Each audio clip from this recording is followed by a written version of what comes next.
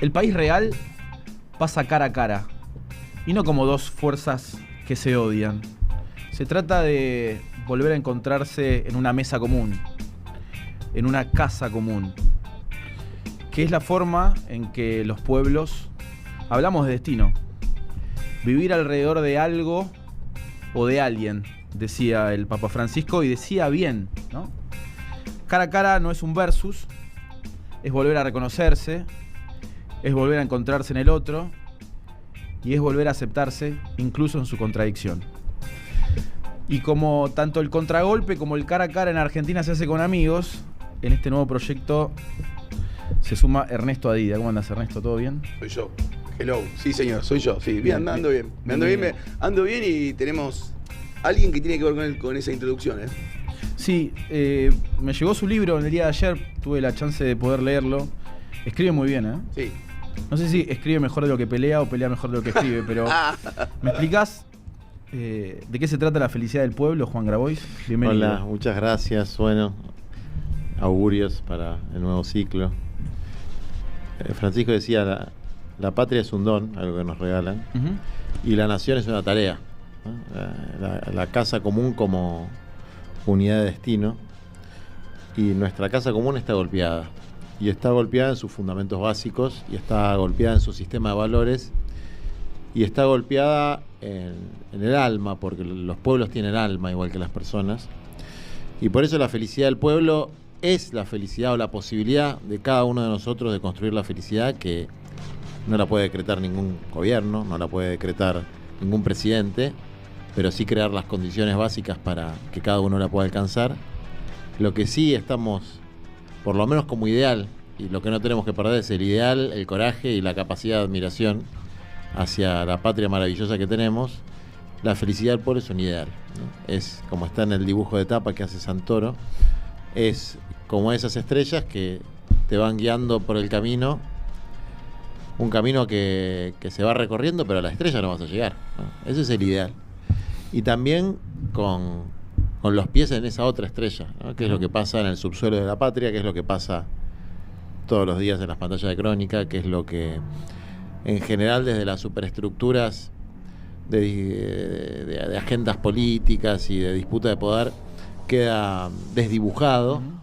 Y así, mirando hacia arriba al ideal y mirando hacia abajo a la realidad de nuestro pueblo que sufre, buscar ese camino que nos permita que nuestro pueblo, que tiene una historia, que tiene sus mitos, que tiene su alma, vuelva a reencontrar ese gran ideal que es la felicidad. ¿Qué sueñan los descamisados del siglo XXI? A veces sueñan con una obra social. Eso discutíamos el otro día, ¿no? Con un recibo de sueldo y una obra social. A veces con, como dicen algunos pibes, con poder armarse. ¿Y qué quiere decir armarse? Tener la tele, la ventana, el rancho, un terrenito. Tener un proyecto de vida como cualquiera de los ciudadanos de una nación que busque ser digna en tanto nación y busque la humanización de sus procesos socioeconómicos. Tierra, techo, trabajo, las cosas que, insisto, generan la condición de posibilidad para que después cada uno busque su propio camino a la felicidad. Sin esas condiciones, para la felicidad es muy difícil, ¿no? Queda la felicidad como privilegio de una minoría. Francisco decía, una minoría feliz, usaba esa palabra en Evangelii Gaudium. Y como hablábamos recién un ratito antes de salir al aire, hay elementos que te van rompiendo. Tener que viajar 1 hora y media como ganado, y uno dice, bueno, pero esto no es nuevo. Sí, pero es cada vez peor. 1 hora y media ida, 1 hora 20 de vuelta, con sueldos que no alcanzan, aunque los datos que muestran por ahí dicen otra cosa. Hay una disonancia muy grande entre el dato de la planilla de Excel de algún economista y la experiencia que tiene nuestro pueblo, y yo creo que estamos en un momento de degradación y de regresión social. Entonces, bueno, salir un poco tirando la pelota para adelante, poniendo el ideal más arriba de la unidad política, que es una cosa que nos importa a 5 o 6 dirigentes, un poco más arriba que sacar al gobierno, que es una necesidad política para nuestro pueblo, pero poner la felicidad. O sea, retomar los conceptos que tienen una raigambre espiritual también, que salen de lo que es meramente material, porque, insisto, lo material crea condiciones. A veces, sin esas condiciones, se pueden encontrar momentos muy intensos de felicidad en los sectores más pobres, así como momentos muy intensos de infelicidad en gente que tiene todo servido. Pero las condiciones es la tarea del dirigente político y de una organización, es crear la nación, comunidad de destino, generando las condiciones para que todos puedan buscar su felicidad. Pará, y eso me interesa un montón lo que decís, porque vos sos un candidato lanzado al mundo que habla del ser y no del tener. Cuando vos tenés una generación de pibes que votó el tener, que vos vas y le proponés, no, nosotros tenemos que ser. Y tener no es aparecer. Digo, porque esto que parece un trabalenguas no lo es. Nosotros vivimos una época en donde tener es aparecer. Tengo y lo muestro en las redes, estoy en Instagram, me saco selfie, etcétera, etcétera. ¿Cómo seducir a toda esa gente? Porque la realidad es que hoy Milei es presidente porque pudo seducirlos con el tener. Es que la verdad es que yo no quiero seducir a nadie. Yo estoy planteando mi verdad relativa, ¿no? Pero te tienen que votar, tenés que seducirlo en algún momento. Y por ahí algunos se convencen. Mira, estamos muy francisquistas hoy. Ustedes dos, paren, yo soy el que bajó un poco el nivel, porque si no era directamente programa del Papa Francisco. Es que bueno, lo queremos mucho y yo lo Sí, yo también mucho, lo quiero, ¿no? pero para salir de eso, digo. Mira, él decía, la iglesia no crece por proselitismo, crece por atracción. Los procesos son lentos. Yo no voy a venderle a un sector de nuestro pueblo, a los pibes, que todos van a tener el iPhone 19. Porque claro, primero les estaría mintiendo, porque no va a estar al alcance de todos, va a estar al alcance de algunos. Y segundo, no es lo que estoy proponiendo como proyecto de país, ¿no? Creo que hay cosas que hacen a la posibilidad de vivir, que es tener tu refugio, que es tener tu casa. Eso sí, yo sé que puedo lograr, individual, colectivamente, no me refiero a un proyecto exclusivamente personal, pero como, ¿qué puedo pararme yo y mirar y prometer si el día de mañana o yo o alguno de mis compañeros con los que tengo un acuerdo firme podemos garantizar un terrenito para que cada familia se pueda construir una casa? iPhone 16 yo no puedo. No sé, por ahí Milei se los consigue, no creo que se los esté consiguiendo, ¿eh? No estoy viendo así como que todo el mundo le va bárbaro, pero un terrenito para hacerte tu casa, eso sí yo estoy en condiciones de plantear. Bueno, ¿y eso seduce o no seduce? No sé. Pero creo que para poder vivir y experimentar felicidad tenés que tener por lo menos un refugio al que llegás y no estás cagado en las patas de que a fin de mes no vas a poder llegar con el alquiler, o que vivan 16 donde tienen que vivir 6, ¿no? Eso por un lado. Y por otro lado, que a veces hay que resistir a subirse a las modas ideológicas que garpan políticamente. Hay que resistirse a eso. Y hay que mantenerse firme en un sistema de valores. La justicia social es un valor que hoy está en baja. Sus acciones están en baja. No vende la justicia social. Y nosotros tenemos que reafirmar la justicia social como un principio básico de organización de una comunidad nacional. Entonces, es la batalla cultural, ¿no? La batalla cultural, desde un lado, es hacerle creer a las mayorías que los intereses de las minorías son sus propios intereses. Eso es lo que ha hecho este gobierno y le ha salido relativamente bien, aunque cada vez peor. Y nuestra tarea es que el sistema de valores que nosotros promovemos, transmitirlo, y que eso atraiga, y que atraiga también el ejemplo que dan nuestros compañeros, nuestra militancia, sobre todo los que están en el territorio cotidianamente, parando la olla, haciendo lo que dice el Evangelio, que es darle de comer al que no tiene para comer, darle de beber al que no tiene para beber, darle un refugio al que no tiene refugio, y enfrentando a los sinvergüenzas, cobardes, crueles, canallas, que agarran un tipo en situación de calle, lo cagan a palos, le sacan la frazada en el medio del frío, le sacan el colchón, y encima después lo postean en Twitter con música épica, como si eso fuera una gran hazaña, y venden eso políticamente. Bueno, los tenemos que enfrentar, esa es nuestra tarea. ¿La batalla cultural no encierra o disfraza la guerra entre el bien y el mal? Yo creo que... ¿No sentís que el mal está ganando en todos lados? Creo que hay algo de eso. El peligro es creerse uno portador del bien y endilgarle al otro el mal, ¿no? Pero que hay un elemento de maldad, de lo demoníaco, no del pecador, ya de lo demoníaco, en negar la mera posibilidad de que exista gente que honestamente bregue por la justicia social. Es decir, al plantear que la justicia social es una aberración y negar su mera posibilidad, hay algo de lo demoníaco y hay algo del orden del mal. Al plantear que todo lo que es noble, desde la posibilidad de educar o de curar hasta la de tener agua, luz y cloacas en tu barrio, es todo un curro, ¿no? Que es la currificación, la degradación de los ideales nobles. Bueno, hay algo efectivamente de oscurecer lo que es luminoso, pero la luz siempre busca y encuentra por dónde filtrarse.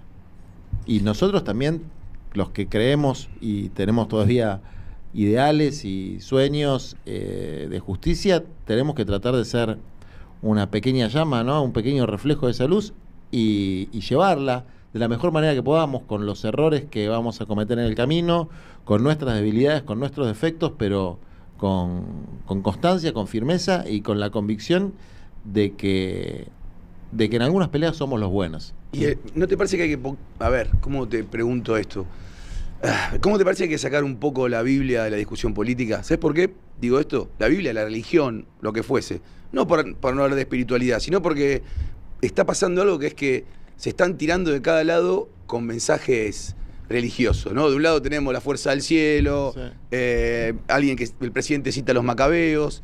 Viene a la Argentina una persona como Peter Thiel, que habla del anticristo en el mundo, alguien que a vos te interesa mucho porque te gusta la computadora y sabes mucho de eso. Entonces digo, hay una especie de tirarse libros de los dos lados, libros religiosos, ¿no? Sagradas escrituras. ¿No será el momento, y te lo pregunto, decir, che, muchachos, de esto no hablemos de política? No, yo creo que hay que hablar más de religión. Porque hay una discusión civilizatoria de fondo. Es una discusión civilizatoria. Viene un nuevo mundo.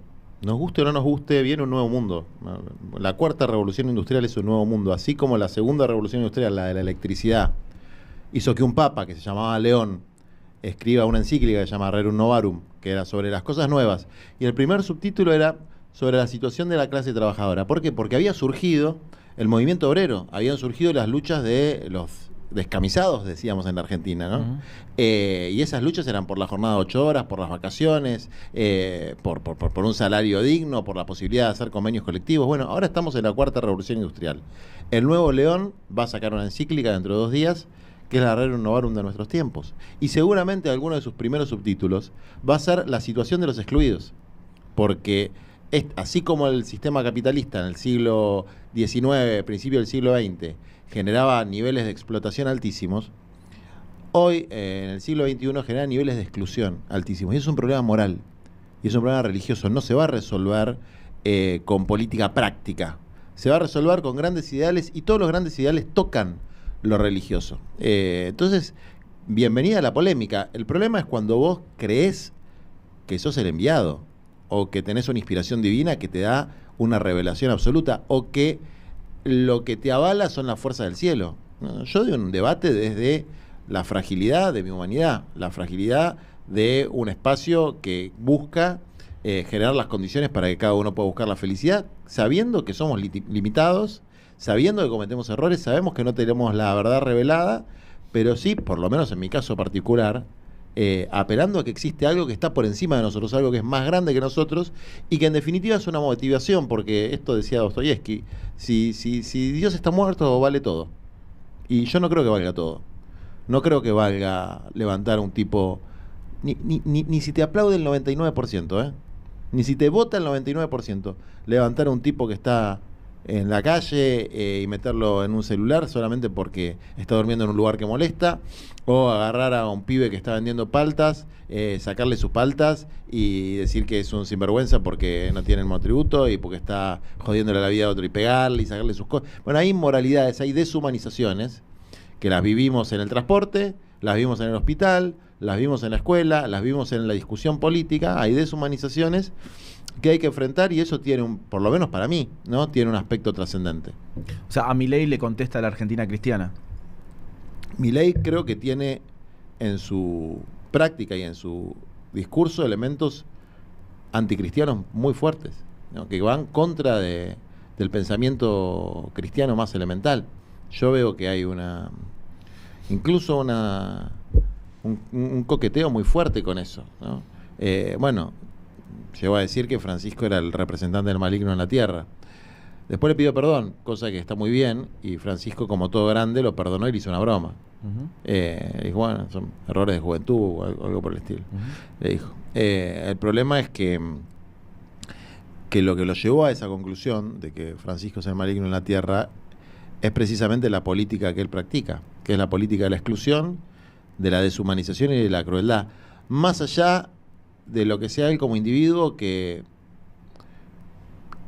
es un roto, esto lo hablamos alguna vez, que es un roto que vino a representar a los rotos. Y hasta en ese momento, por ahí alguna empatía me generaba, ¿viste? Un tipo roto en su propia existencia, que había sido marginado, que había sido maltratado. Lástima que vino a maltratar y a marginar a otros, ¿no? Qué lindo hubiese sido que venga a reivindicar a los marginados, a los maltratados y a los rotos. Porque si vos empezás por los de abajo, llega a todos. El derrame funciona siempre de manera inversa. Hay que empezar por los de abajo para llegar a todos, no por los de arriba para que derrame. Bueno, está sucediendo lo contrario y creo que a medida que van pasando los meses, más allá de los números que digan, más allá de la retórica que apliquen, hay una porción muy grande del pueblo argentino que ya no tolera este modelo. Si a ese pueblo roto que vos decís le nació o le creció un ejército de quebrados por abajo y la solución es una ambulancia, ¿quién te gustaría que la maneje? Mira, yo creo que hoy tenemos, nosotros por lo menos estamos planteando empezamos de hecho esta semana con una campaña que es un programa de 10 reformas, ¿no? Para la Argentina. Porque tenemos un problema que tiene que manejar una ambulancia y tiene que conducir. Tiene que ser un conductor o una conductora.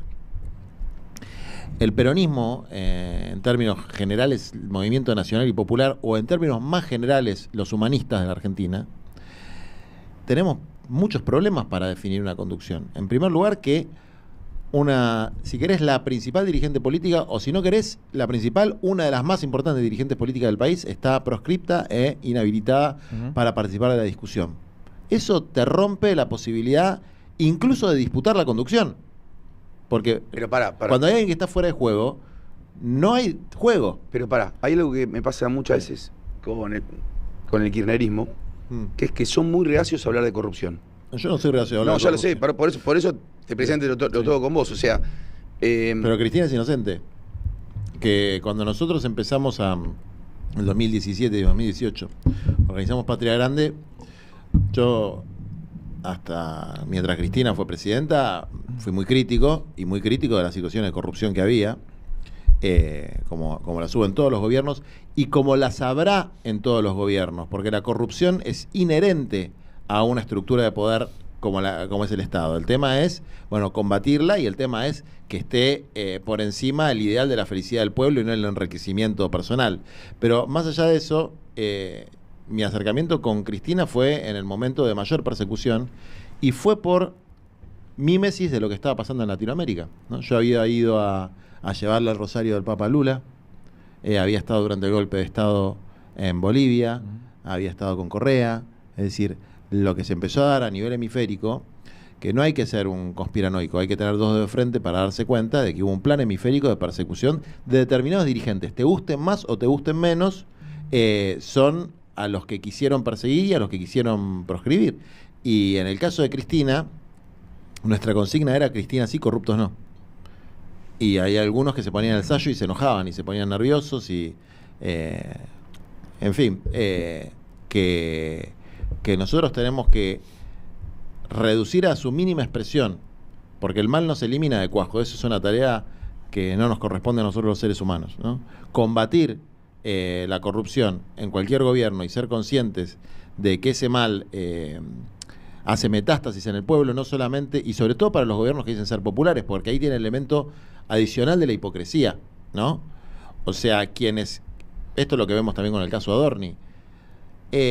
A ver, en definitiva, lo que hizo Adorni no es de un volumen extraordinario. No. Pero lo que es una mojada de oreja para el pueblo es la hipocresía de quien se cansó de escudriñar la vida personal de quien quiera que fuera, un futbolista, un periodista, un dirigente político, y después en la práctica hace precisamente lo contrario de lo que dice, ¿no? Pero ¿por qué? A ver, no me convenzas de nada, yo te digo, convenceme en el buen sentido de la palabra, pero ¿por qué yo tendría que confiar en un Estado que es estructuralmente corrupto, que ayude a los pobres y que se pueda disminuir esa corrupción desde el Estado? Porque es muy complejo eso, porque me estás diciendo que algo un poco, si querés, mítico, que es que el Estado se pueda controlar a sí mismo cuando evidentemente no lo ha logrado en los últimos, no sé, 50 años. Es que el Estado no es estructuralmente corrupto. La corrupción es inherente a la naturaleza de las organizaciones humanas.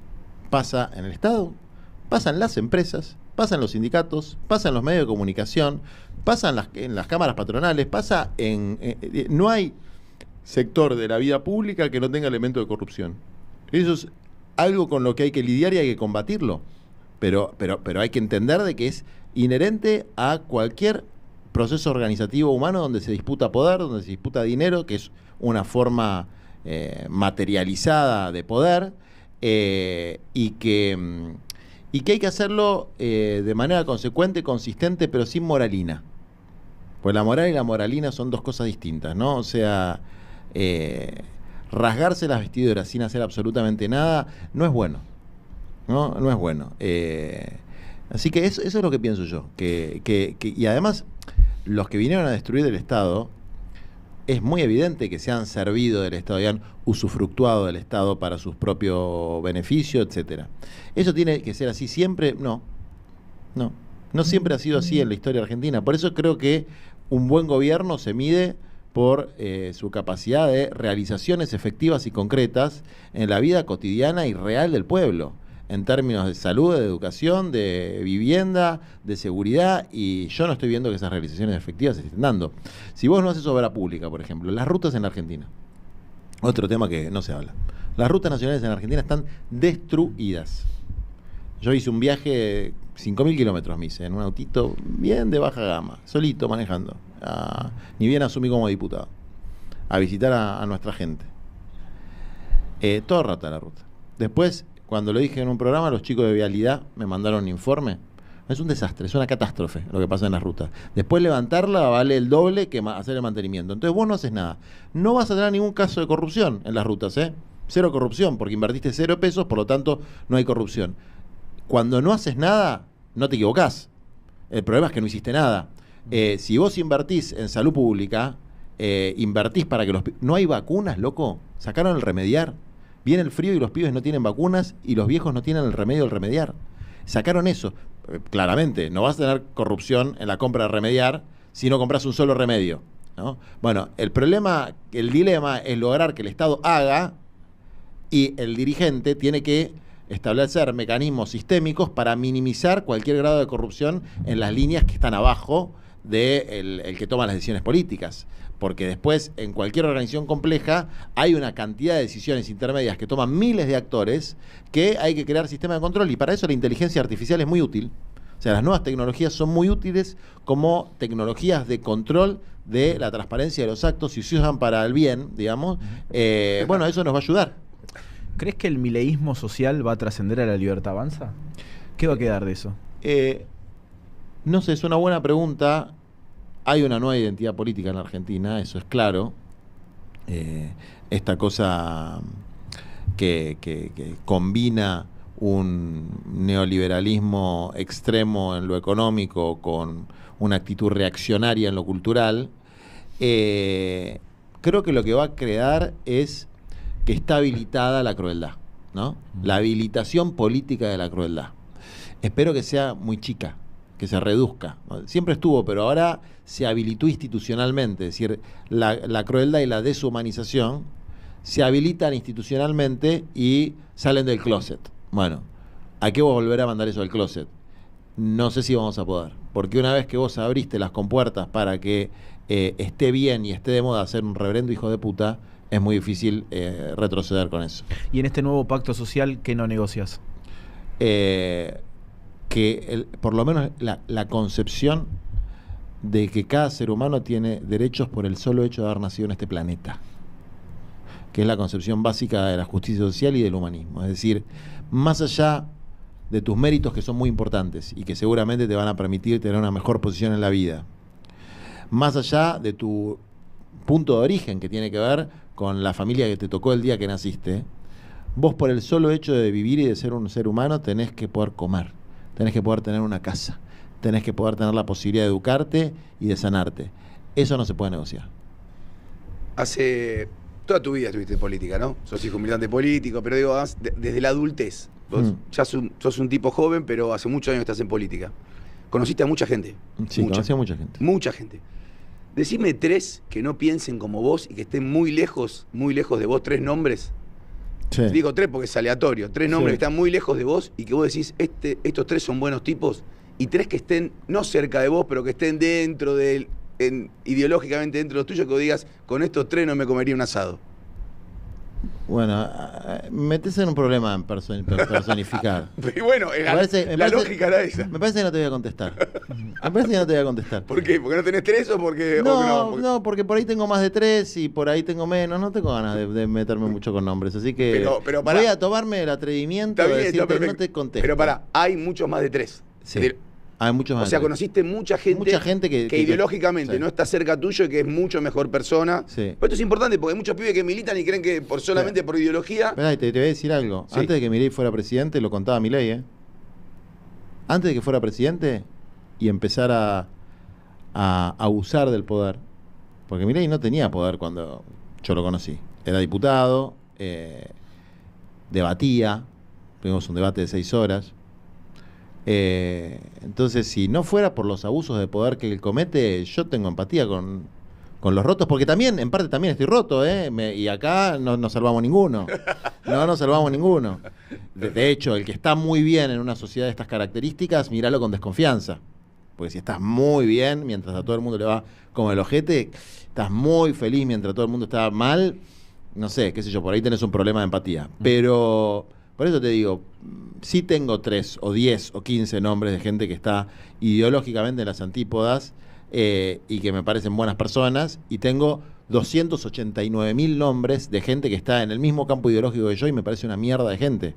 Pero bueno, también estoy tratando de ser un poco menos categórico, sobre todo cuando me refiero a otras personas. Y es un ejercicio que estoy haciendo, ¿no? De ser menos categórico, porque uno a veces ve, se refleja en el espejo, voy a decir, entre muchas comillas, del enemigo. Entonces, cuando vos lo ves desde una posición de poder, denigrando de manera terrible a tanta gente, dices, che, yo no estaría haciendo lo mismo a veces. Entonces, tratar de no hacerlo, ¿no? Esta semana volvió la urna de Crónica. Para nosotros, Argentina pasa primero en una estación de tren. Y la gente sigue diciendo Cristina o Milei. Sí. ¿Entendés por qué en la casualidad nunca aparece el nombre de Kicillof? Porque Axel es todavía una promesa. Cristina es una experiencia. Cristina es la experiencia de un periodo de gobierno en el que pasaron cosas. En el que una señora que crió, cuidó a los hijos del pueblo, a los hijos de la patria, a los suyos y seguramente a los de los vecinos, se pudo jubilar. O que estuvo trabajando sin que le hagan los aportes durante 10, 15 años, y conozco muchos casos de trabajadoras, que, sobre todo mujeres, que nunca les hicieron los aportes, trabajadoras de casas particulares, trabajadoras de empresas textiles, etcétera. Se pudo jubilar, donde todos los pibes podían comer porque además de la moratoria para los ancianos estaba la asignación para los chicos y estaba la beca Progresar para que puedan estudiar, donde podíamos poner satélites en el espacio y podíamos tener soberanía, por lo menos dignidad nacional, no ser un pueblo arrastrado a los pies de una potencia extranjera, sea cual fuera esta, no importa si es China, si es Rusia, si es Estados Unidos, nosotros tenemos que ser un país soberano. Esas experiencias, la experiencia de que siempre llevo, ¿no? a veces a las clases que doy, que es la importancia que tiene la autoestima para la felicidad del pueblo, la experiencia del plan Sonreír, que era hacerle la prótesis dental a alguien que por ahí baja en la parada de Constitución, está laburando a los 60 años, todavía sigue laburando y no tiene los dientes, y que un día llegó un camión a su barrio y pudo hacerse la prótesis y tener todos los dientes. Bueno, esas cosas fueron algo que experimentó la gente que tiene más de 30. Por eso también hay que tenerlo en cuenta. El que tiene menos de 30 hace 10 años y tenía 10 o 16, 17, no se acuerda tanto, ¿no? Ya pasaron muchos años. Hay un tema con la memoria y el paso del tiempo, pero la respuesta es esa. Axel es una promesa, es algo que puede ser, que puede llegar a ser y que tiene el potencial, pero Cristina es una experiencia, es algo que fue, que existió, que fue a realización, ¿no? Y que para nosotros a nosotros nos quedaba chico como generación militante. Lo miramos y decíamos, che, todavía falta por lo menos un 20% del pueblo, el núcleo duro de la pobreza, que salga de esa situación, 20-25%. Datos de la Universidad Católica, ¿no? Porque no vamos a usar los del INDEC, pero sí los de la serie de la UCA mantenía eso. ¿Cómo puede ser? ¿Nosotros nos tenemos que conformar con eso? No. Y por eso Bergoglio era una piedra en el zapato, porque él encontraba la forma de entrarle a todos los gobiernos con una denuncia para que esa denuncia movilice, para que genere la contradicción que a su vez genera el movimiento. Entonces, plantear el escándalo de la pobreza. Y ahora uno se retrotrae a esa época, vamos a decir 2000, antes de que lo elijan en el 2012, y lo comparás con lo que pasa ahora, y no solamente la cantidad de personas que sufren la pobreza aumentó la profundidad y la densidad de esa pobreza. Eso es más grave todavía, porque la profundidad de esa pobreza no se expresa únicamente en el poder adquisitivo de sus ingresos y en la cantidad de sus ingresos, en que se cayó todo. Se cayó la escuela, se cayó el hospital, se cayó el transporte, se cayeron las políticas públicas. Entonces, todo lo que es salario indirecto, que son las políticas públicas, que desde la ideología contraria a la justicia social se repudia, bueno, todo eso cuando se deteriora, también se puede medir en guita, ¿eh? Sí, sí. También se puede medir en guita. La ruta que no se arregló es la rueda del cochecito que tenés que se rompe, o del flete que está llevando la producción de un lugar a otro, que se miden vidas, ¿no? Entonces, bueno, eso es un poco la respuesta que tengo para dar. ¿Y qué organiza? Hoy la principal contradicción en el territorio es los narcos contra las organizaciones comunitarias.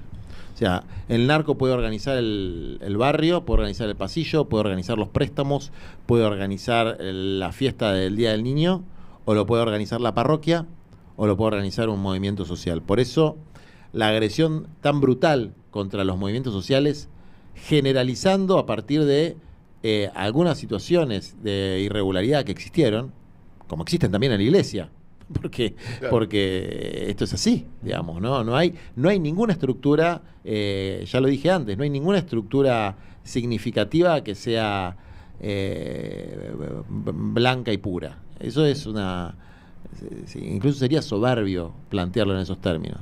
Ahora, hoy si tenés que buscar una contradicción en un barrio es elegir organización comunitaria o el narco. Y este gobierno elige el narco, pues es un gobierno narcocapitalista. Tiene en su ADN la idea de que está todo bien con el narco. Cuando Milei dice que su ídolo es Al Capone, tiene una idea del control mafioso como una posible variante superior al del Estado, porque el Estado es el topo, él es el topo que viene a destruir el Estado. Bueno, nosotros estamos en contra de eso. Nosotros creemos que donde el Estado y el mercado no llega, tiene que estar la organización comunitaria integrada en un sistema tripartito. Donde está el mercado, que es lo privado, donde está el Estado, que es lo público, y donde está lo popular, que es lo comunitario, ¿no? Que es lo comunitario. Y eso se da en todo, en la salud, en la educación. Hay sector comunitario en la educación, una escuela parroquial, no es una escuela privada. Es comunidad eso, ¿no? Si te doy algunos nombres de la política, ¿me los definís rápido? Vos estás con los nombres. ¿Y por qué? ¿Sabes por qué? Porque estamos en una etapa en donde falta poco para el 2027. No te lo voy a hacer. Si vos me lo vas a nombrar y yo no te los voy a definir. Pero aunque sea 2 líneas. No te los voy a definir. ¿Pero por qué? Porque estoy en un periodo de introspección en relación a eso. Está bien, está gambeteando, está bien. Y aparte porque no me quiero equivocar y no quiero ser injusto, digamos. Pero tenés mucho... Como han sido tanto conmigo, Por eso, te lo voy a cambiar, a ver qué opinás. Dentro del peronismo, sí, hay muchos que están largando a la carrera, sí, abiertamente algunos, y otros de manera velada. Uno es Sergio Uñac, ya lo dijimos. ¿Lo conocés? Lo conozco. Uñac hizo un planteo que me parece totalmente razonable, que si no hay consenso en un candidato, tiene que haber algo parecido a una interna. El mejor mecanismo institucional es la PASO. Es el mejor mecanismo institucional.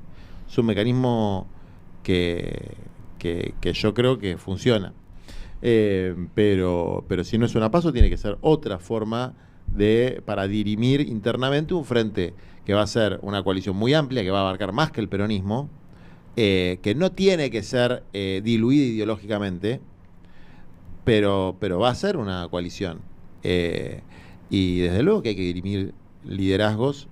Si no se puede hacer por consenso, que probablemente no se pueda, habrá que hacerlo a través de los votos. Eso me parece razonable el planteo que hizo Uñec. Pero, digamos, tenés ahí en ese mismo espacio Yo no lo voy a votar. No, claro, pero vas a votar a Kicillof. En ese juego, ¿a quién votarías?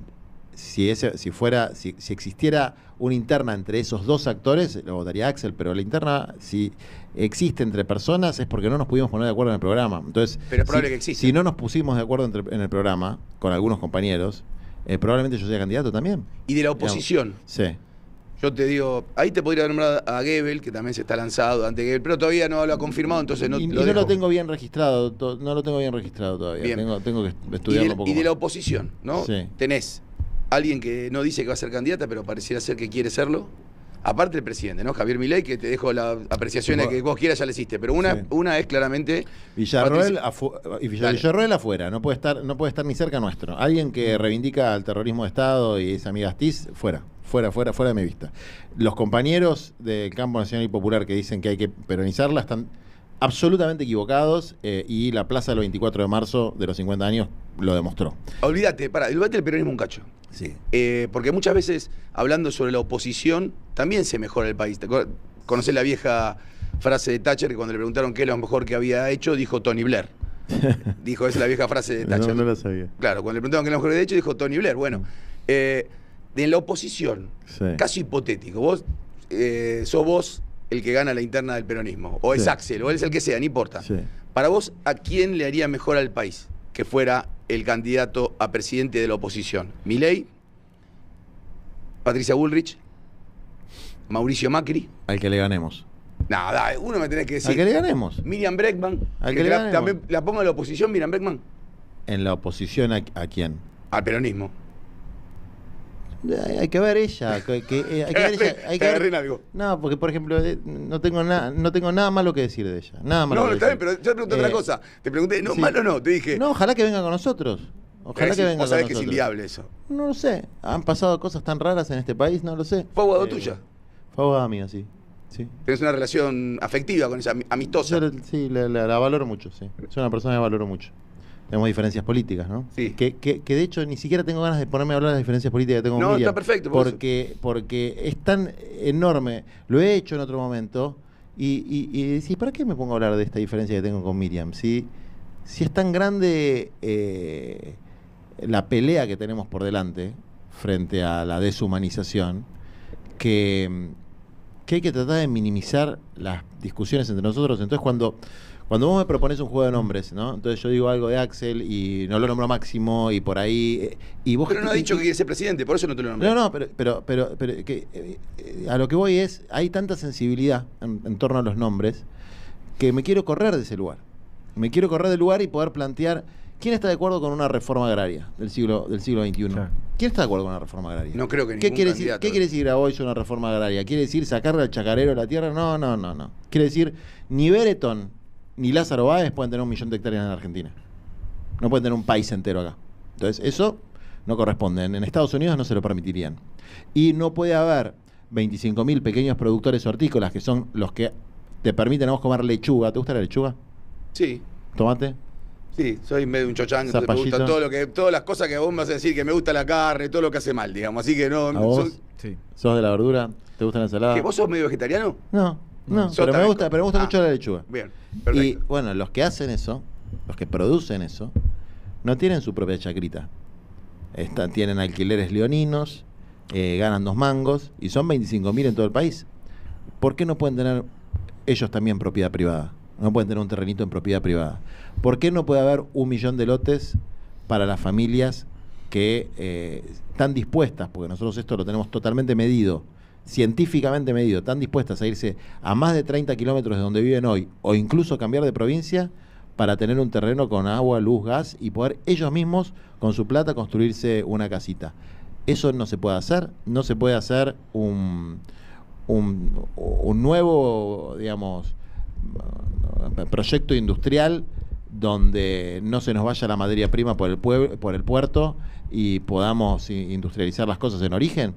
¿Se puede o no se puede? ¿Cómo se puede? ¿Dónde? ¿Cuánto vale? Bueno, ¿por qué no podemos discutir eso? Y te dije reforma agraria, pues de las más difíciles, aunque te puedo decir reforma tributaria. Pero vos sos abogado, ¿no te parece que en la Argentina lo primero que hay que hacer es una reforma judicial? Sí, esa es. Porque, no sé si lo primero, creo que lo tengo. A ver.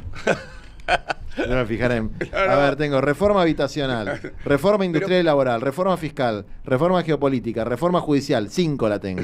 Después tengo la educativa, la agraria, la de seguridad, la sanitaria y la ambiental.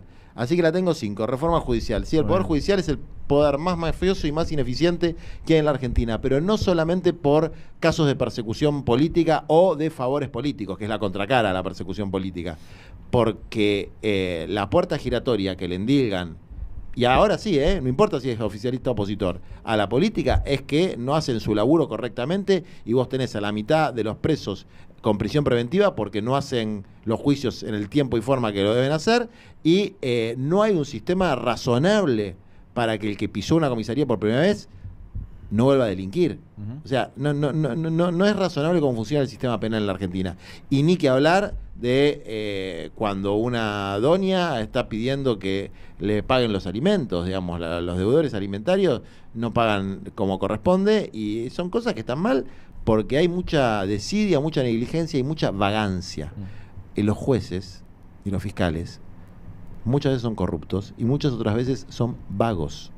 Van a laburar 3 o 4 horas más tarde de lo que entra el personal.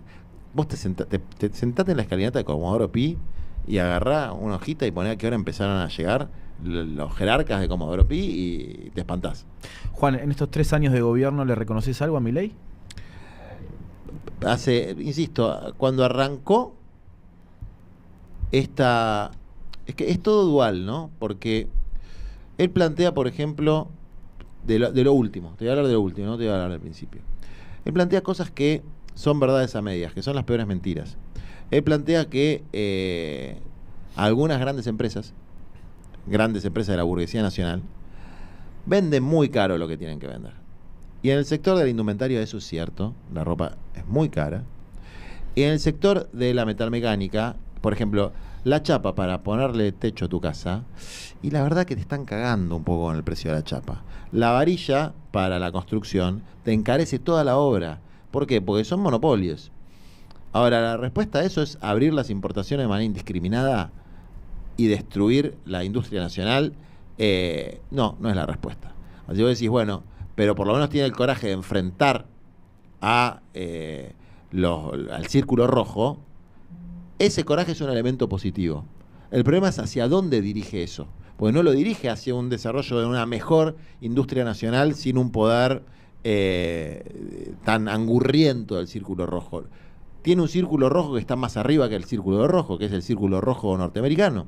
Porque en definitiva, norteamericano y de las grandes corporaciones transnacionales, ¿no? O sea, entonces, ¿cuál es el concepto detrás de lo que estoy tratando de transmitir? Que hay que tener coraje para enfrentar al círculo rojo, pero no a partir ni de la denigración personal ni del deseo de destrucción. Hay que ayudar. De hecho, me pasó ayer, no voy a decir quién, pero una persona que iba a hacer una inversión importante en este momento tenía un problema de tramiterío. Problema de tramiterío, ¿no? Entonces me llame un empresario, que es un empresario importante, o me llame el más pobre de los pobres. Yo trato de fomentar la posibilidad de que pueda hacer su laburo. Y yo creo que el gobierno fomenta determinado tipo de inversión, que es la inversión extractiva en minería, por ahí un poco en agronegocio, hasta ahí, porque se conforma, no hay demasiado, ha frenado la innovación que había, jodiendo el CONICET, en petróleo, pero no apuesta ni un poquito a ningún tipo de industria nacional, ni al desarrollo tecnológico nacional. Bueno, me fui un poco por las ramas, pero digo, esas cosas tenemos aprendizajes, más que reconocer, aprendizajes, que no hay que ser tibio y timorato y hay que enfrentar a determinados poderes. Hay que enfrentarlos y hay que enfrentarlos con coraje. Pero lo que sí aprendí, viendo en ese espejo que uno no se quiere ver reflejado, es que no hay que hacerlo de la manera que lo hace él. No hay que hacerlo denigrando a las demás personas, privándola de su humanidad, deshumanizándolo. Eso no hay que hacerlo. Cuando tenés el poder y la investidura del presidente de la nación, eso no te lo puedes permitir. ¿Cómo haces cuando vos sos un tipo creyente? Sí. Y supongo, por lo que has dicho muchas veces, que no estás muy de acuerdo con el aborto. ¿Cómo haces cuando muchos compañeros tuyos y gente que está cerca tuyo sí está de acuerdo con eso? ¿Vos qué le decís? ¿Cómo llegás a una cuestión superadora, a una síntesis con eso que te debe ser muy difícil para vos? Te cuento cómo fue la historia nuestra con eso. Cuando fue la discusión, yo hice una declaración y mis compañeras, tanto las que llevaban panuelo verde como las que llevaban panuelo celeste, me dijeron: Juan, cállate la boca, este no es tu tema. Este no es tu tema. ¿Y qué hizo Juan? Se calló la boca. Porque también hay que entender que uno no puede hablar todo el tiempo de todo. Hay cosas de las que hay batallas que son tus batallas y hay batallas que son de otros, ¿no? Entonces, esa fue la resolución que nosotros tomamos. Sí, pero igual te dijeron callate la boca por hombre también en gran parte. Sí. Es eso, digamos, ¿no? Sí. Básicamente dijeron, no opiné porque... Pero eso es un chabón. Sí. Y de los dos grupos, ¿eh? Sí, por eso. Sí. ¿Y te pasó en otros temas? Sí, me pasa muy seguido. Es más, seguramente cuando termine esta entrevista, alguien me va a decir, de mis compañeros, cualquiera con esto, ¿no? Porque, digamos, nosotros no hacemos política en monopatín. Nosotros somos un colectivo, tenemos militancia, tenemos que tratar de reflexionar las cosas intersubjetivamente. Entonces, yo tengo que tratar de no venir acá y decir a mí lo que se me canta la gana, y sin perder lo de ser genuino, pero también tratar de reflejar lo que son miles y miles de personas que se esfuerzan todos los días en el territorio, en la Fundación de Desarrollo Humano Integral, que es como el think tank nuestro, donde sacamos nuestros programas de gobierno, que después son los que movilizan a la militancia en las marchas o en las elecciones, etcétera. Bueno, hay que tratar de expresar a ese conjunto de personas y no solamente lo que uno cree. Juan, la última. ¿Argentina tiene una grieta o tiene una pena? Argentina tiene una grieta tremenda, que es la grieta entre excluidos e integrados. Esa es la grieta de la Argentina. La grieta entre excluidos e integrados. Y cuando esa grieta se agranda, lo que empieza a haber es odio. Y lo que hay que enfrentar es el odio. Y cuando nosotros hablamos de felicidad del pueblo, hay una sola cosa con la que la felicidad del pueblo es absolutamente incompatible, y es el odio. No el odio entre políticos, eso es muy secundario, sino el odio al interior de nuestro propio pueblo. Gracias, Juan, por venir. Gracias a ustedes. Gracias. Seguimos en Cara a Cara. ¿Cómo andas, Julián? Maestro. Estamos. El abrazo, Julio Bárbaro. Gracias, Julio, por venir, muy generoso. Para que la campera de Juan. Uy, la campera de Juan. Te olvidaba la campera, Juan, mirá. Estamos en vivo, ¿no? Esto sigue sin barrida, perfecto. Sin barriga estamos. Muy bien. Gracias por venir, Julio.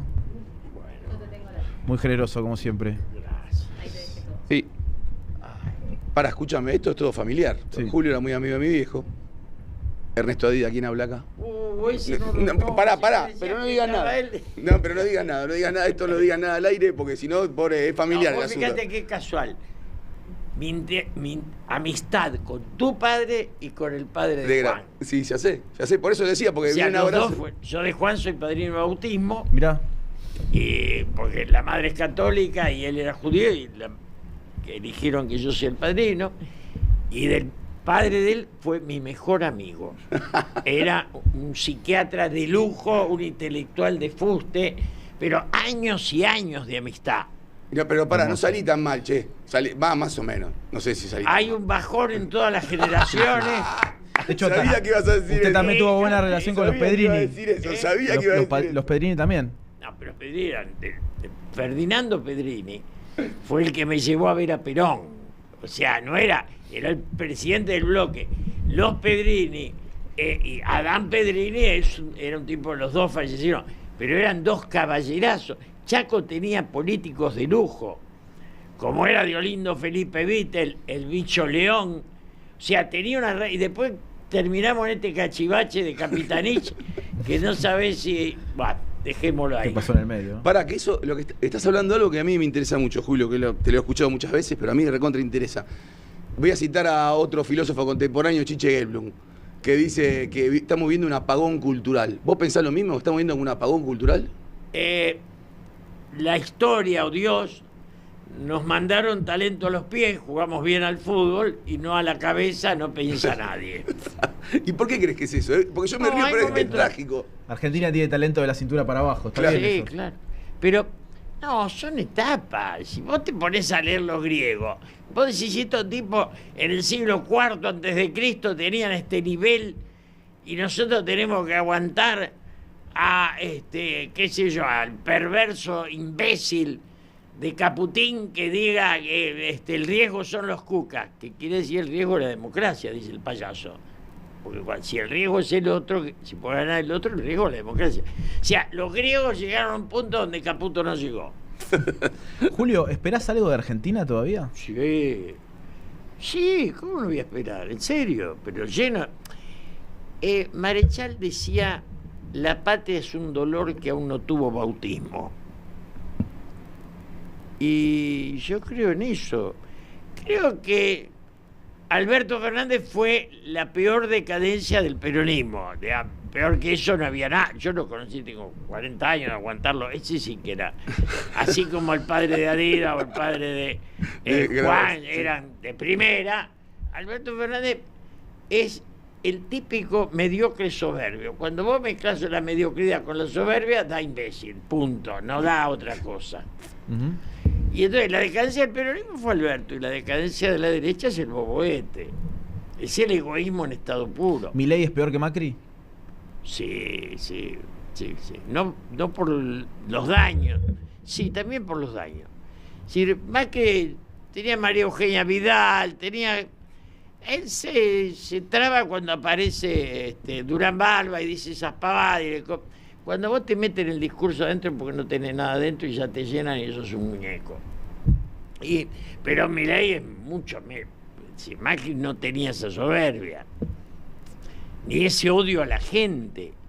O sea, un tipo que te descuenta los coches de lujo y le saca la plata a la educación, es un perverso. Hay en él perversión, deseo de Él vendría a ser el que le viene a decir a los ricos, muchachos, no hay que hacerse cargo de los pobres, tírenlo, chao. Entonces sacás industria y comercio y sacate la clase media. Si el peronismo es un recuerdo que trae votos, como Sí. Te escuché decir una vez, ¿en dónde queda el plan?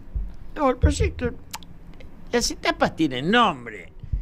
Perón fue la etapa de más nivel de conciencia de la Argentina. Era un país que era más que Brasil. O sea, éramos el principal país del continente. Entonces, ese país, algunos dicen 100 años. Dice, ayer escuché una periodista boba de esta que están en los canales. Hace 100 años. ¿Qué es hace 100 años, imbécil? Hace 100 años había palacio, que hoy son embajadas, y miseria. O sea, lo que los molesta es la integración social. Hace 100 años el voto era cantado. Entonces, ¿qué? No entiendo cuando hablan de eso. Entonces, nosotros venimos hasta el gobierno de Lanusse, de Onganía, de Videla no, el gobierno de Lanusse, de Onganía, de Leviton, fueron más dignos que el gobierno democrático del Turco Menem. Porque, a ver... Porque no vendieron patria, no vendieron nada. O sea, la lógica es esta, Menem vendió lo que eran los activos de la Argentina, lo que había construido la Argentina durante muchos años. Para regalar el gas que daba ganancia tuvo que inventar un dipotrucho. Sí, es la instalación del delito en estado puro. Yo lo he visto a Menem delinquir. O sea, yo venías y decía, privatizar lo que da pérdida es acordar el retorno, muchacho. Nosotros fabricábamos vagones y locomotoras. ¿Por qué lo compramos fuera? Porque dar trabajo no da coima. Entonces, si yo le compro los vagones a los españoles rotos y caso un toco de cometa brutal. La coima, en lugar de dar trabajo. Ahora, ¿cuántos dejo en la calle? Este tipo que hoy nos conduce, todo importado. Cuando vos decís Roca, yo ni lo conozco a Roca, pero Roca da trabajo y divisa. Y el señor le dice chatarrín. Y yo le digo rata despreciable a Milei. O sea, si estamos en juego, estamos en juego. O no, sin total denominar. Él no le llega el talón a Roca. Él es un simple empleado de Urnequian, a quien conozco más de lo que ustedes pueden imaginar. Y ahí hay un tema que me parece interesantísimo. Cuando vos decís que Roca da trabajo y trae dólares. Y divisa, trabajo y divisa. Por eso, trae divisas. Este modelo, sí, vos viviste un montón de modelos. Este modelo, el modelo de Milei, ¿a cuál te parece que es más parecido? Al de Menem. Por eso hay tanto menemito. Los Menem son los tipos que agarran el Estado y lo venden. Entonces acá te dicen, no, va a venir el gas, la minería y el petróleo. Eso derrama. Muchachos, los teléfonos y el cable, cuando vos te vas a desenchufar, te dice, bueno, se lo bajo a la mitad, le doy un plan de, ¿viste? De emergencia. Sí. Entonces, ¿qué te está diciendo? Mire, lo estaba afanando a ver si estaba distraído, pero si no está distraído lo afano menos. Claro. Ahora, esos dos servicios que te pongo, teléfono, no te ponen un ser humano que te atienda. Todo máquina. Pues ponen un contador berreta que se ahorra. Ganan fortunas incalculables. Si algún día averiguamos cuánto gana el teléfono y cuánto ganan los cables, yo trabajé en esas historias, sé lo que afanan. Se llevan los miles de palos y laburo a nadie, por inteligencia artificial. Y había un edificio bueno en mi barrio, lo mandaba, entonces te deja un edificio solo que te atiendan, te atiende un pobre pibe que no le pagan. No, es un desastre. Es el triunfo del egoísmo sobre la solidaridad. Europa es la única parte del mundo que está integrada, que la salud y la educación son de todos, y no hay caído. Y Estados Unidos y Rusia son grandes potencias, donde los ricos son muy ricos y los pobres se arrastran por la calle. Y cada tanto viene un imbécil y dice, Europa está en decadencia, vendeme un pedazo de esa decadencia, retardado. ¿Cuáles son los 5 puntos del nuevo pacto social? Importante. Primer, que tendríamos que hacer. Primer punto, que entre gobierno y oposición haya obligación de respeto. El jefe de gobierno y el jefe de la oposición tienen que sentarse a pensar un proyecto en común. Ese es un punto clave, me parece. El segundo punto, que ninguna empresa que de pérdidas puede estar en manos privadas. O sea, salir. Tercero, lo que no renta para la sociedad no tiene prioridad para la sociedad. O sea, ¿para qué querés minería? ¿Para que se lleven lo que queda? Yo me acuerdo de San Juan, cuando estaban los Gioja, vino la minería, dejaron un pozo. Alguien dice que a Gioja le fue bien, a San Juan no. Ahora lo quieren poner a Uñac, ¿viste? Uñac. Yo nunca lo escuché, yo no sé, esto de los candidatos mudos, es nueva esa, porque vocero mudo ya hubo, vocero presidencial mudo hubo. Tuvo uno Cristina, hubo vocero mudo. Hubo un solo vocero importante en la política de los últimos años, que fue Nacho López. Después no hubo nadie que sea una cosa... Bueno, Corach era medio un vocero. Sí, pero no era vocero. Corach era un ser oscuro que, bueno... Oficiaba como vocero. Sí, era un tipo que tenía buena labia. Y, perdón, hay algo que también me llama mucho la atención que está ocurriendo. Vos recién hablabas del tema del retorno. ¿Qué pensás del tema Adorni, del caso Adorni? Adorni es nada más que una pantalla, un biombo para tapar el fracaso de un sistema. Y ellos van a durar hasta el fin de afán. Porque esto es rinraje, como los chicos. Vos que los Caputo y los Setúzenegger se afanan lo que pueden, salen corriendo, hicieron leyes, gobernadores payasos. Yo qué sé, yo alguna vez creí que Torre, el de Chubut, tenía cerebro. Pobrecito, quería hacer unos pesos y seguir corriendo. O sea, que los gobiernos son una cosa que dan vergüenza. El único que habla, no, el de Córdoba habla, Yarlora piensa, y después ¿quién tiene de gobernador? Un gobernador que lea y escriba. A ver, unos tipos que vos te sentás y decís... ¿Y Kicillof qué opinás? Kicillof lo admiro y me parece que es el mejor candidato a presidente que nos queda. ¿A vos te parece que, en serio? O sea, vos sos una persona llamativa para muchos, porque en algún momento dijiste, yo entre Scioli y Macri voto a Macri. Sí, claro, Scioli, menos que Scioli, ya cuando pisás abajo de Scioli te toca un Milei, pero ya es como que tocaste fondo. Y ahora decís, el mejor que tenemos es Kicillof, o sea, no lo juzgás tanto en términos ideológicos, sino de capacidades.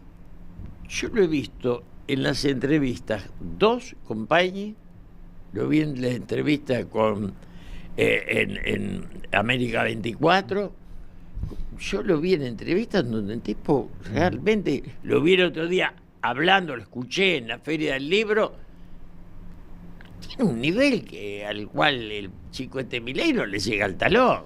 Milei tiene más demencia, es más loco, pero la locura no es un pensador. Julio, ¿Cristina es el pasado? Sí. Sí. Fue mi amiga, bueno, todo, pero sí.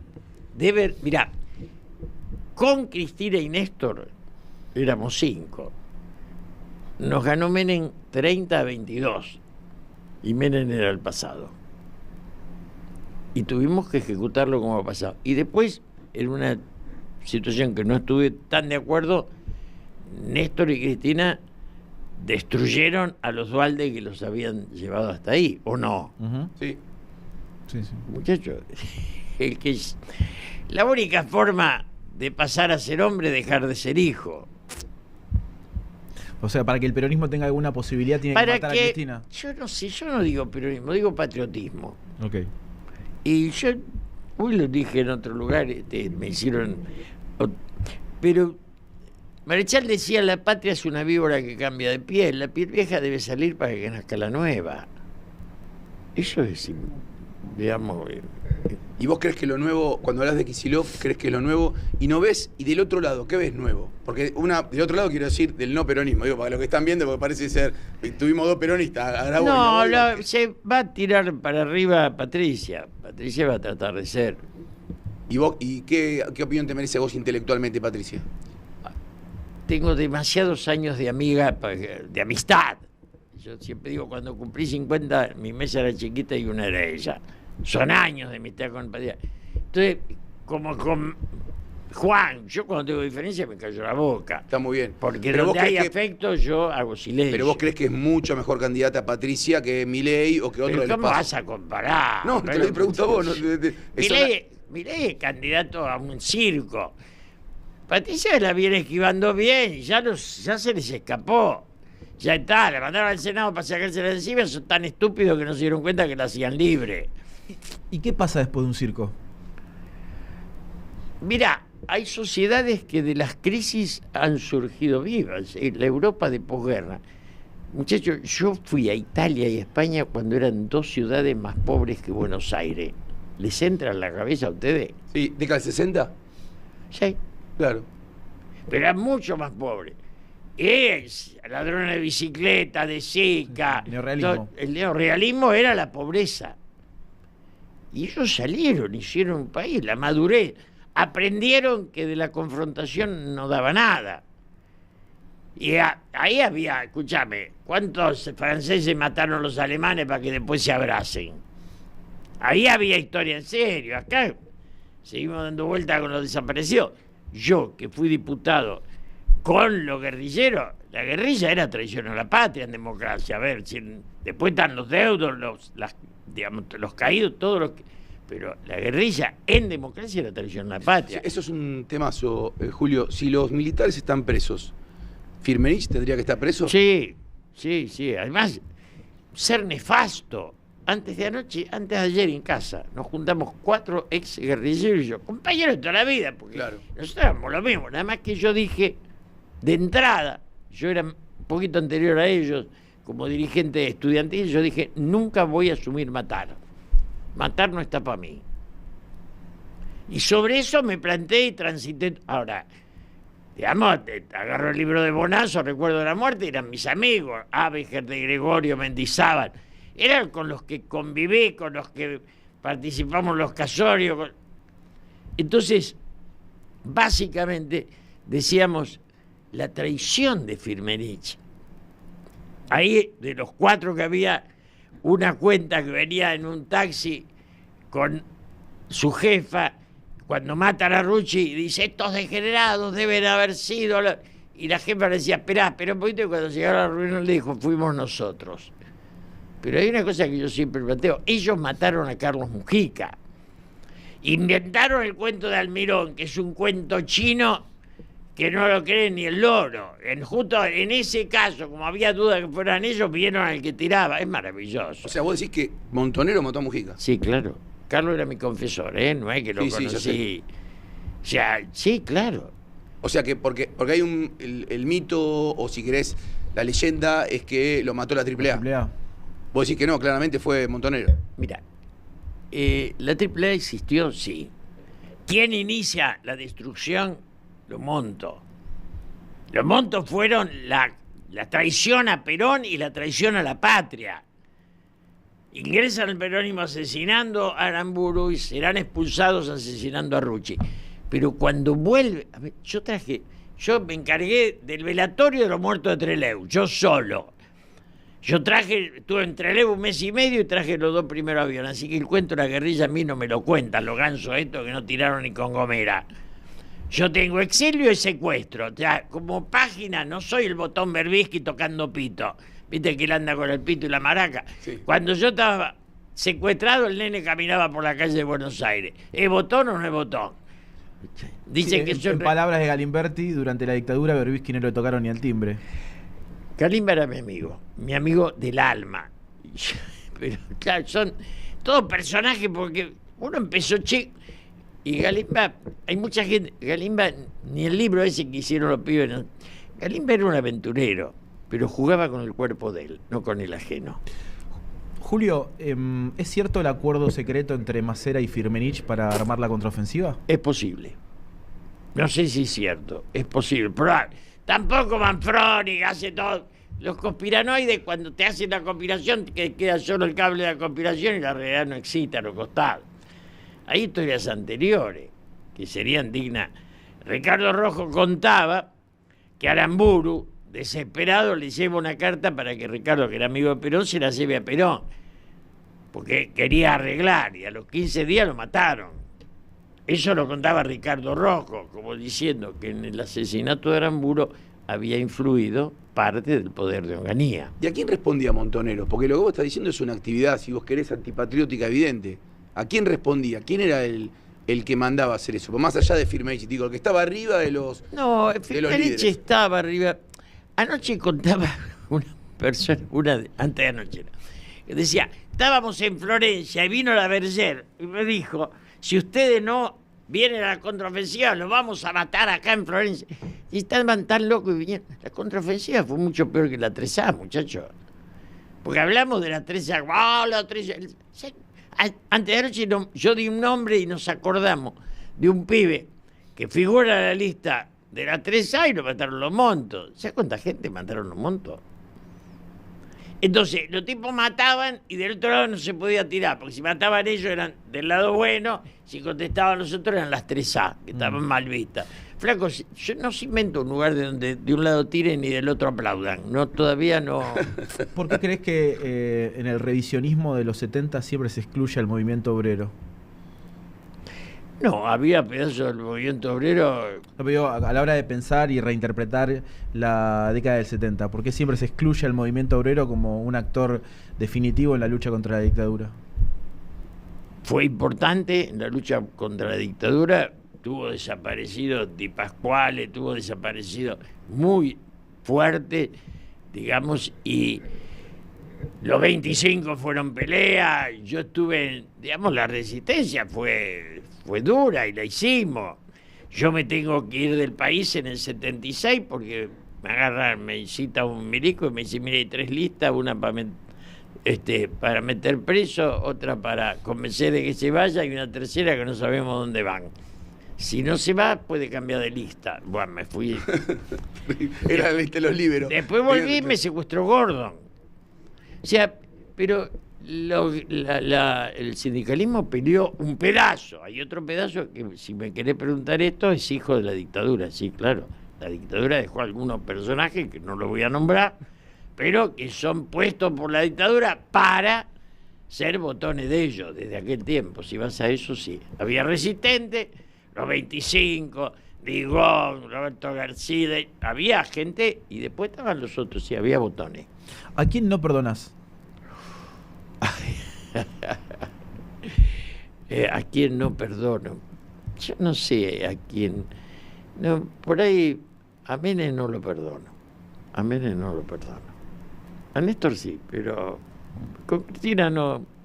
Pero a Menem no lo perdono. Porque fue frívolo en la destrucción de lo que habíamos hecho entre todos.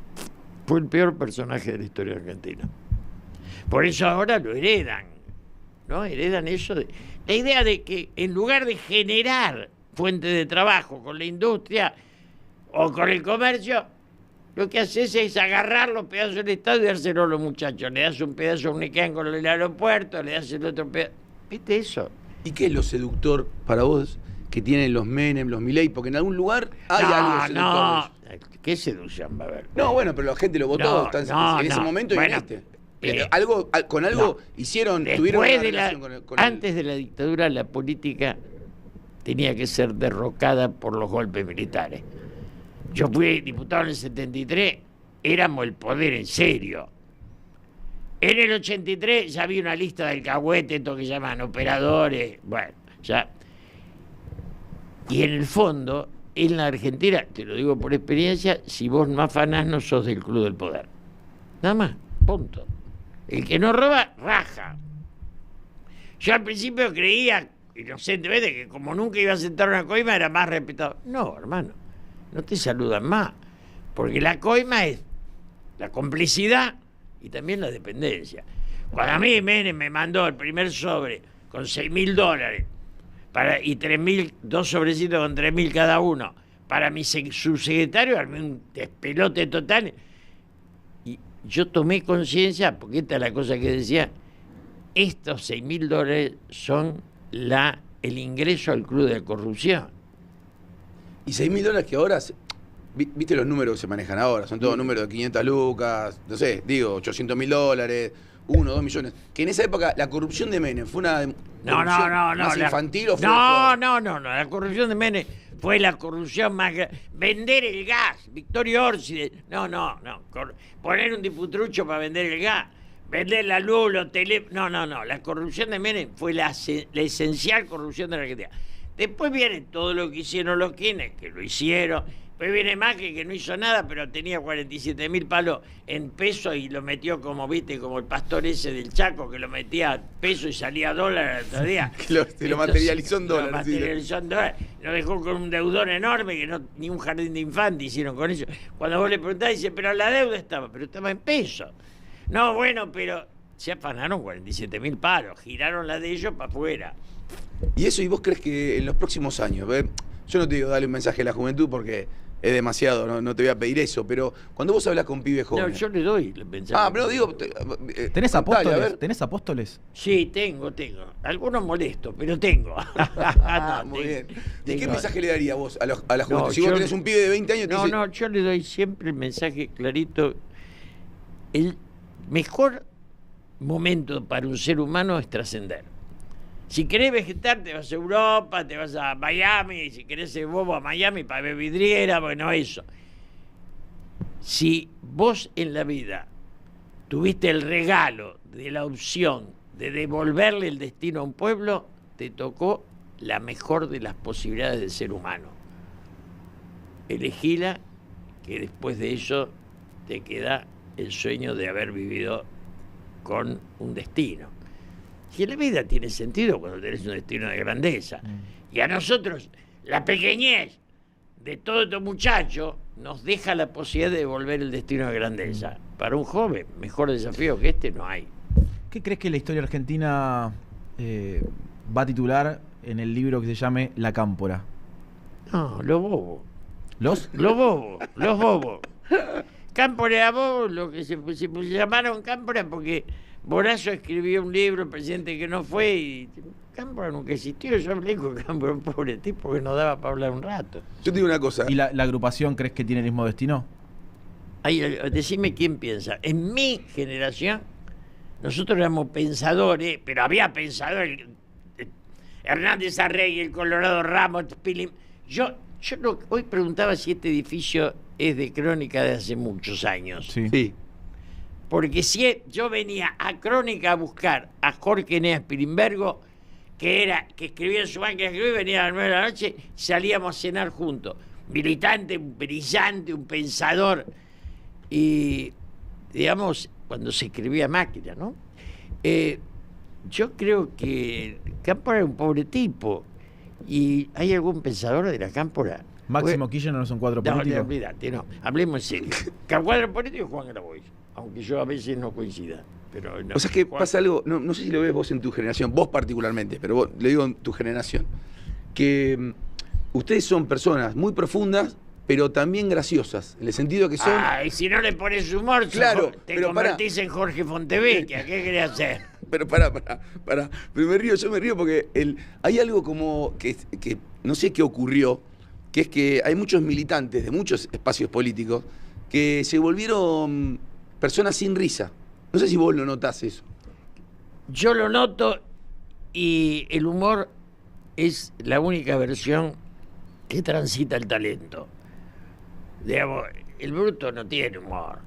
No hay humor para analfabetos. No analfabeto porque no sepan, hay analfabeto brillante. Pero, digo, el humor necesita de un cerebro desarrollado, de riqueza. Porque yo lo noto mucho, sobre Porque todo... para llorar le pisas un callo y llora. Pero yo lo noto- Ahora, para hacer reír, tenés que tener... ¿no? Sí, es verdad, pero digo, yo lo noto mucho, hay algo como... Y esto también muchas veces lo hablé con vos, pero está bien hablarlo acá, que nos ve mucha gente. Una de las cosas que yo noto en la izquierdización, si querés, del peronismo, fue esa falta de humor. ¿Viste que No lo era que- izquierdización, es mentira. No era, no era izquierdización, no. No, ¿qué dónde está la izquierda? No, Soy viste que- yo, izquierda soy yo. ¿Qué tenían de izquierda? Izquierda es un cargo público, nos inventó, se llama burocracia, no izquierda, hermano. Ah, muy bien. Yo escribí hace muchos años, otra vez me encontré con Gabriela Cerruti y se reía porque yo le había dictado una nota en la confitería Premier, porque todavía Argentina tenía un nivel y ahora bajó, ¿viste? Ahora la calle Corriente Sí, está es verdad. Porteños sin porteños. Y entonces, ya había toda una nota que era el fin del militante. Me putearon mucho, se enojaron. Yo dije, el día que el militante es el que vive en la víspera de un sueño. El día que el militante se convierte en cargo público, es un burócrata. Y tenés como este idiota que dirige el peronismo de Capital, Olmo, Juan Manuel Olmo, qué sé yo, ¿viste? Yo siempre digo, como los Olmos no dan pera, no hay que pedirle peras al Olmo. Estos tipos se agarraron el partido hace 30 años, no hicieron una interna. Te hablan desde un peronismo, fueron todo Menem, todo Kirchner, y si vienen los chinos se tiran los ojos. O sea, son ratones de... Ahora, el partido es donde peleás. Yo a los 2 años al Turcomen vi que robaba, me fui a mi casa. O sea, vos tenés... La política es la rebeldía. Sin rebeldía no hay política, tampoco hay dignidad. Salvo en el matrimonio, ahí tienen que agachar los cuernos, pero... Julio, ¿verdadero o falso? El mensaje de Francisco no penetró en el corazón de los argentinos. Lo más grande que me dio la vida fue la amistad con Francisco. Fue muy larga, muy densa. Cuando era Bergoglio fui intermediario con Néstor, que nunca lo quiso recibir. Después fui con Macri, que nunca entendió nada. Muchos se dieron cuenta de quién era Francisco cuando vieron la despedida de Biden y Trump, de los grandes del mundo. Cuando vos lo lees, digamos, lo popular crece con los años, con el tiempo. El populismo es mirá, el populista, Alberto Fernández ni populista daba. Digo, el tema, hay un pensamiento en Francisco que fue el más importante de las últimas décadas. Eso lo dio un argentino, con el cual cada vez que yo iba me decía, usted tiene 1 hora. Y yo decía, es mucho, Santidad, usted debe estar ocupado. A usted le asigné 1 hora, me decía, y se reía. Nos reíamos mucho. Pero fue una amistad que hablar con un papa 1 hora Sí, claro. Pero además éramos amigos, que ya sufríamos San Lorenzo juntos, éramos... ¿Eras el amigo? Pará, te voy a decir esto, porque voy a cometer una infidencia. ¿Eras el amigo atorrante del Papa? Sí, claro. Ah, sí, sí. Vos no, eras el atorrante del Papa, porque él te lo decía vos, ¿no? Sí, sí, sí. Él te decía, usted es mi amigo atorrante, cuénteme lo que otros no me cuentan. Sí, católico y mujeriego, qué sé yo, me decía cosas... Te decía toda verdad, ¿eh? Claro. No te quiero mandar en cana que estamos No, hablando por no. eso. ¿Y qué, claro. qué crees que va a quedar del legado de No, Francisco? va a quedar, en la humanidad va a quedar todo. Después nosotros tenemos los masones de almacén, que tenemos unos tarados mentales, que te decían que no, es el pobrismo, y qué sé yo. Les quedó grande a muchos, a muchos. Habría que hacer un estudio sobre la influencia del dinero en la ideología.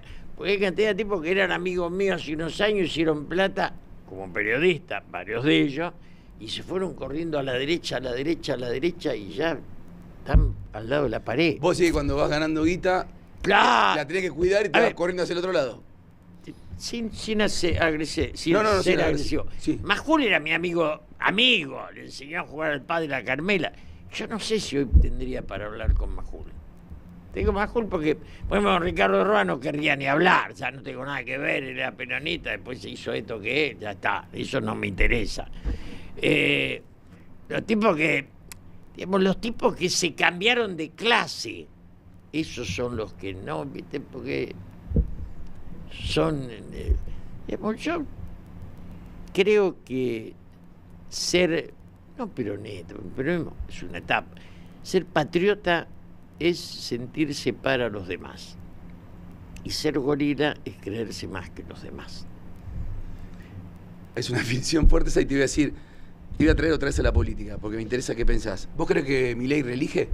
No, eso no lo cree ni él. Saben que salen corriendo, van a reelegir en Y la bueno, casa. hay muchos que dicen que en sí. la casa. Que hay gente que diga boludeces no implica que la historia sea una continuidad de estupideces. O sea, hay tipos que dicen cualquier cosa. ¿Qué le vas a hacer? Pero Milei no reelige ni demente. La decadencia empezó y el empobrecido no vota al que lo empobreció.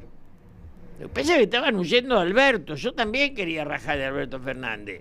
Por eso, si Kicillof tiene una obligación, es no ser el pasado. Pero está muy difícil eso, perdón. Está muy difícil porque Por eso, sí, Kicillof claro. también llega de alguna manera, si llega, en caso hipotético de llegara, él llega también con una herencia. ¿Qué tiene que Todo romper yo- con esa herencia? Más bien. ¿Y cómo haces con eso? ¿Cómo lo rompes? Pero ¿cómo? Si los quienes rompieron con Menem, o no rompieron con Menem, Y con Dualde. y con Dual, todo rompe. Llegar es traicionar. Llegar no es traicionar. El tema es ser otra cosa. Si hay fracaso, si hay continuidad, podés, no, en Uruguay, después de Mujica y de Sanguinetti, llegar es continuar. Acá llegar es empezar de nuevo. Si haces un asado peronista en tu casa, ¿a quién invitás y a quién le pasás mal la dirección? No, invitaría a Kicillof, desde ya lo invito. A Ferraresi, el de Avellaneda, lo invito, me gusta. A algunos de los pibes de Santa Fe. No hay tanto. Mira, te voy a marcar una cosa. A Córdoba, que dijiste recién. A Gildo y Fran invito. Ah, Gildo y Fran. Sí, es mi amigo, ¿por qué no? Sí, está bien. Pero digo, pero no políticamente, sino porque es tu amigo. O políticamente Es también. mi amigo, sí. Es mi amigo. No, bueno, políticamente tenemos diferencias, pero es mi amigo. ¿Y de Córdoba qué pensás? Que dijiste que te gustaba un poco el mundo cordobés. En ese cómo No, yo llevaron creo adelante. que De la Sota fue un capo, él podía haber sido un buen presidente. Y Córdoba tiene este problema de que los cordobeses son más conservadores. El drama de los argentinos es que hay muchos pobres conservadores. Que vos le preguntás, flaco, ¿vos qué tenés que conservar si no tenés un mango? Porque que los ricos sean conservadores está bien, los pobres tienen que ser un poquito más subversivos. Y estamos llenos de pobres conservadores.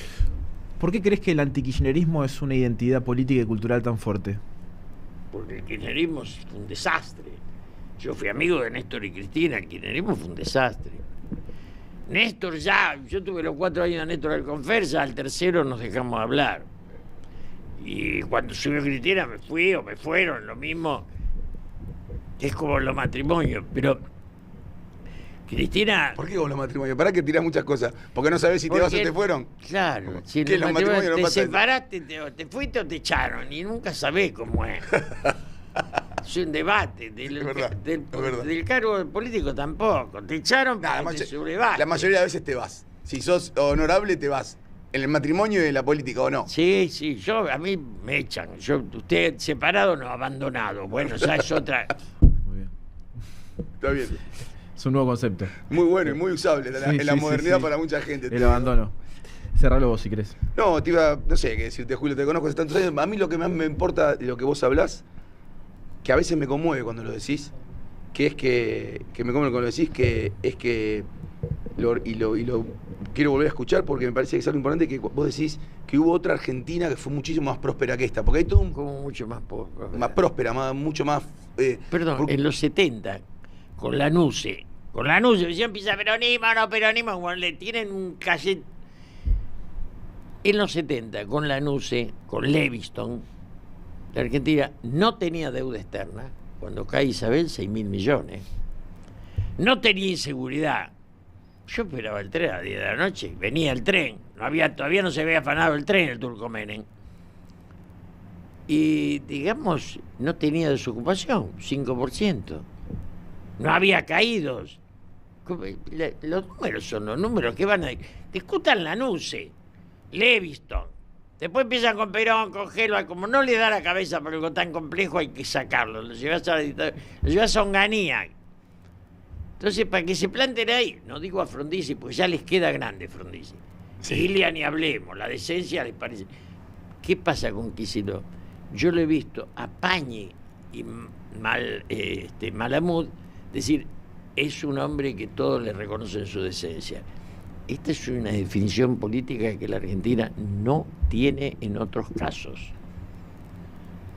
Entonces, desde ahí debe construir, debe sacarse de encima a la Cámara, pero toda, y a Massa.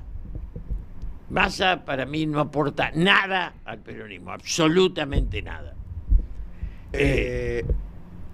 Yo no sé qué más preguntarle a Julio. A mí me encantaría que venga otra vez. Sí, claro. Para mí, yo te diría, sinceramente, yo te traería acá todos los días. Lo que pasa es que me van a decir que no, aparte vos me vas a decir que no. Pero pará que tengo que vender, que es importante. Debajo de las tapitas Seco hay miles de premios. TV, leads, pelotas, camisetas, suscripciones a Amigo TV. Cargá tu código y ganá. Yo esta tapita la voy a abrir, mirá. A ver si me gano algo. Ah, no sé, tengo que hacer el código, ¿no? Sí, no, ahora en cámara no lo voy a hacer, pero está buena. Julio. En la tapita. Llega la gran fiesta del fútbol y la pasión por ganar se comparte. Todas las tapitas Seco tienen premio. Sí, todas. Hay TV LED, miles de suscripciones a Mío para ver lo que quieras, cuando quieras y millones de premios. Carga tu código que sí o sí ganás. Destapá una Seco. Es genial.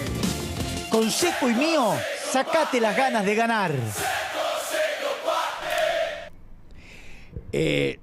Yo cierro diciendo, Dale. La política, porque ayer escuchaba a todos los imbéciles y dije, era una marcha política, no, si era marciana la marcha, no, yo digo, la limitación de los cerebros es ilimitada. La política es el espacio desde el cual se piensa en la totalidad de la sociedad.